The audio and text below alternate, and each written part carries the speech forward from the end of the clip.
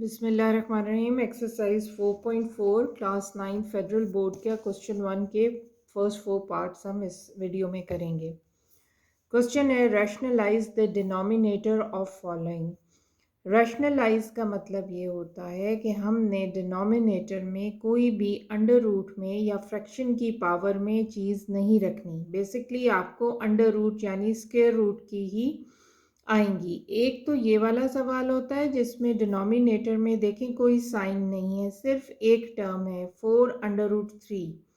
इसको करने का तरीका रैशनलाइज और है, और एक ऐसा होता है जिसमें नीचे साइन दिया होता है ये दो टर्म्स आ गई 8 और 4√3, बीच में प्लस है। जब ऐसा सिनेरियो हो तो इसके कॉन्जुगेट से, कॉन्जुगेट कहते हैं जैसे 8 प्लस 4√3 है तो इसका कॉन्जुगेट होगा 8 माइनस 4√3। यानी ऐसे सिनेरियो में जो भी आपको नीचे दिया गया हो, देखें ये अंडर रूट है ना नीचे, इसको नीचे से ख़त्म करना होता है इन सवालों में। इसका मतलब रैशनलाइज करना होता है। जब साइन हो तो उसका ऑपोजिट साइन लगाकर इससे प्लस और माइनस कर देना है, करके मल्टीप्लाई और डिवाइड कर देना है। सॉरी, प्लस और माइनस नहीं, मल्टीप्लाई और डिवाइड कर देना है। लेकिन अब हम ये जब सवाल देखते हैं तो इसमें सिर्फ एक टर्म है, इसमें कोई प्लस माइनस नहीं है, तो ये इस तरह नहीं होगी। इसके कॉन्जुगेट से इसको मल्टीप्लाई और डिवाइड नहीं करना। तो इसका सिंपल एक तरीका ये है कि हमने देखना है कि जो अंडर रूट के नीचे है या जिसकी पावर फ्रैक्शन में है, क्या वो उसके फैक्टर्स बन सकते हैं। तो हम देखते हैं कि इसके फैक्टर्स √3 के 3 का कोई फैक्टर नहीं है, 3 इज़ अ प्राइम नंबर, तो इसके हम फैक्टर्स नहीं बनाएंगे। तो ये सवाल बहुत आसान है। अब मुझे इसको एलिमिनेट करना है। इस √3 को डिनोमिनेटर से एलिमिनेट कैसे करेंगे, इसका बहुत आसान तरीका है। मैंने पहले भी आपको बताया था कि ये जो एक 3 होता है वो बराबर होता है 2 √3 के। तो इस 3 को मैं इन दोनों को मल्टीप्लाई करें तो आंसर 3 ही आएगा। इन दोनों को मैं रिप्लेस कर लूँगी, इस 3 को इन दोनों से रिप्लेस कर लूँगी। तो सिंपल एज दैट मैं ये लिख लूँगी, ये this dot is suggestive of multiplication. तो नीचे 4√3 आ गया, सब आपस में मल्टीप्लाई कर रहे हैं, एक को आप काट दीजिए तो आपका आंसर √3 4/4 आ जाएगा।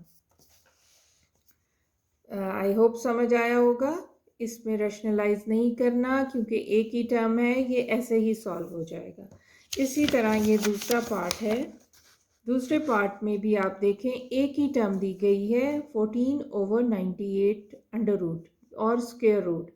अब सबसे पहले आपने ये करना है कि जो स्क्वायर रूट के नीचे या अंडर रूट के नीचे टर्म है उसके फैक्टर्स बना लेने हैं। आपने 98 लिखना है और इसको, क्योंकि ये आखिर में 0 2 4 6 8 जिनके होता है वो 2 से चले जाते हैं। 2 4 ज़ा 8, 2 9 ज़ा 18, 7 7 ज़ा 49 और 7 1 ज़ा 7। मैंने 3 से इसलिए नहीं किया क्योंकि 9 में 4 डालें तो वो हमारे पास 13 आते हैं। 13 3 के टेबल में नहीं आता, तो फिर हमें पता है कि ये 7 इज़ अ प्राइम नंबर, तो हमने इसको 7 से कर लिया है।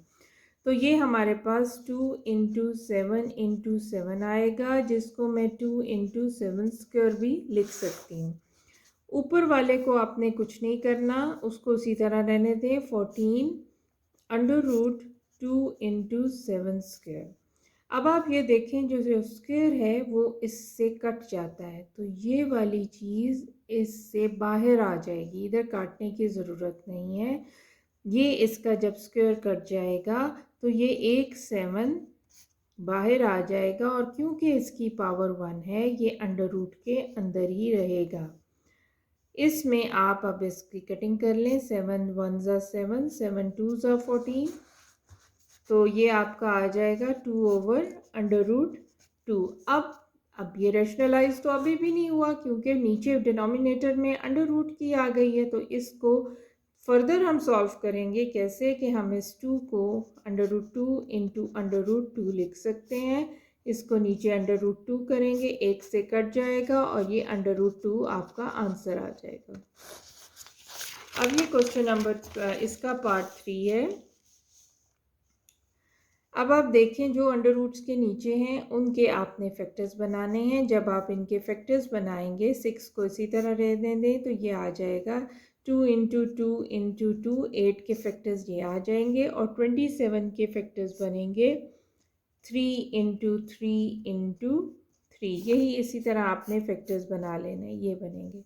अब इसको हम 6 2 को स्क्वायर में मैं इसलिए लिखूंगी, 2 को 1 मैं इस तरह कर लूँगी, 2 स्क्वायर इंटू 2 ये इसलिए करूँगी क्योंकि 2 के जो भी रेडिकल साइन होता है ये 1/2 का रेडिकल साइन है ना, तो मैं इसको 2 स्क्वायर में कर लूँगी। मैं इसको 2 क्यूब नहीं लिखूँगी। अगर मैं 2 क्यूब लिखूँगी तो मेरी फ्रैक्शन नहीं कटेगी किसी भी नंबर से, इसलिए हम इस तरह करते हैं। अब इसका भी 3 स्क्वायर इंटू 3 करेंगे क्योंकि ये जो रेडिकल साइन है ये 1/2 का है। इसके अंदर अगर 2 इंटू 2 इंटू 2 है तो जो भी नीचे साइन होता है उसकी पेयरिंग करते हैं।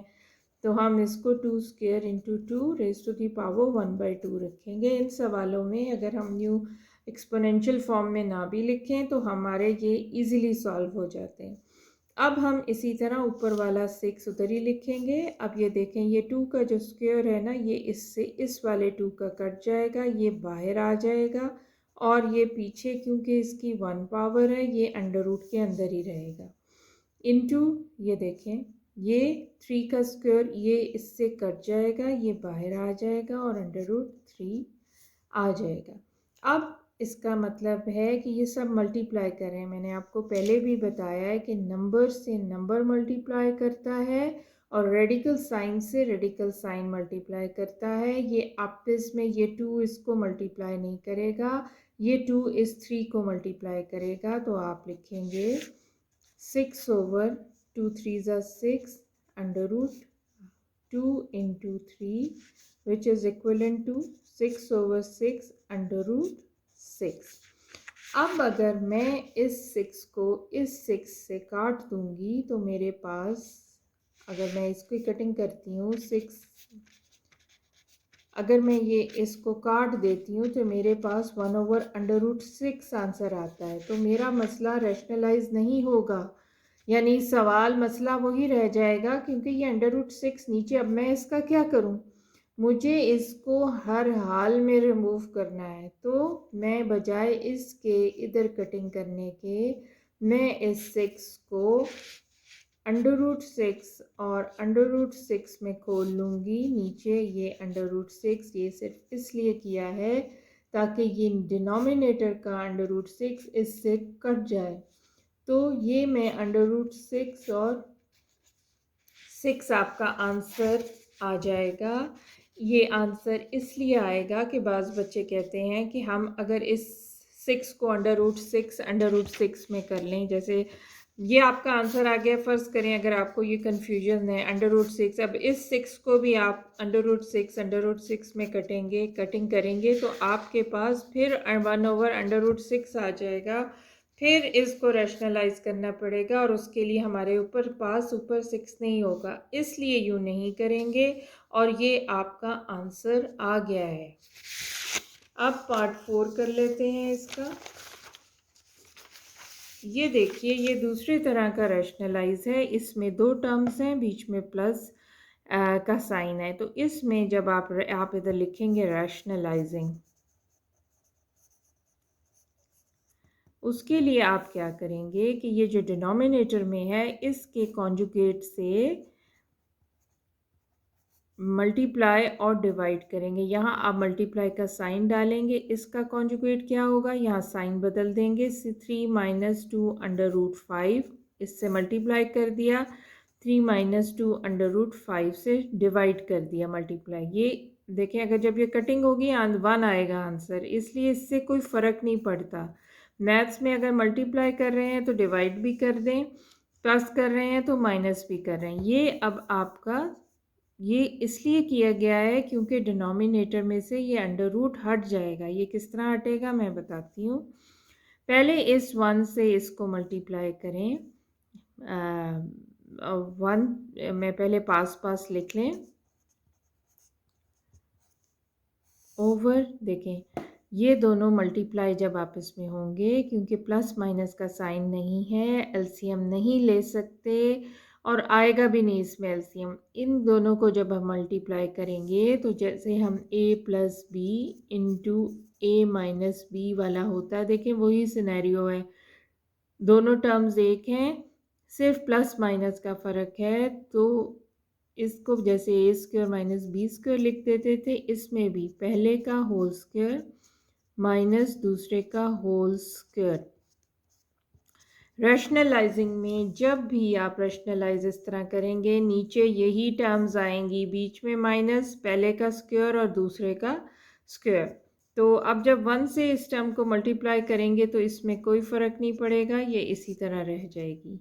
ये अलबत्ता 3 का स्क्वायर 9 माइनस 2 का स्क्वायर क्या है, 2 का स्क्वायर इज़ 4 और 5 under root into 5 under root जब स्क्वायर करेंगे, ये मैंने इस तरह किया है, 2 का स्क्वायर अंडर रूट 5 का स्क्वायर। ये अलग अलग भी करके आप लिख सकते हैं अगर आपको कन्फ्यूजन हो रही है। ये वाली चीज़ मैंने इस तरह खोली है, तो 2 का ये 4 आ जाएगा और ये वाला 2 इससे कट जाएगा तो ये 5 रह जाएगा। ये मैंने इस तरह किया है।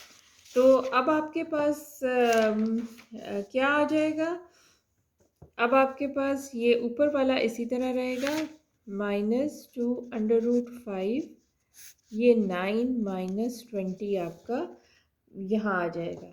तो ये उसी तरह रहेगा, 3 माइनस 2 अंडर रूट 5, दोनों के साइन, इसका प्लस है इसका माइनस है, ऑपोजिट साइन माइनस होंगे और बड़े का साइन लगेगा, बड़ा 20 है उसका साइन माइनस है, ये -11। इसको ये आप ये वाला माइनस पहले लिख लें और ये आपका आंसर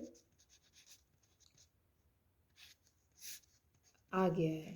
इसको इस तरह, ये आपका आंसर है। पीछे जो आंसर दिया गया है वो उन्होंने इस 11 को बाहर निकाल लिया है, ऊपर 1 लगाया है, यहाँ 1 होता है जिसके ऊपर इनके यूँ, और यहाँ माइनस लगाया, 1/11, 3 माइनस 2 अंडर रूट 5 यूँ करके आंसर दिया गया है। अब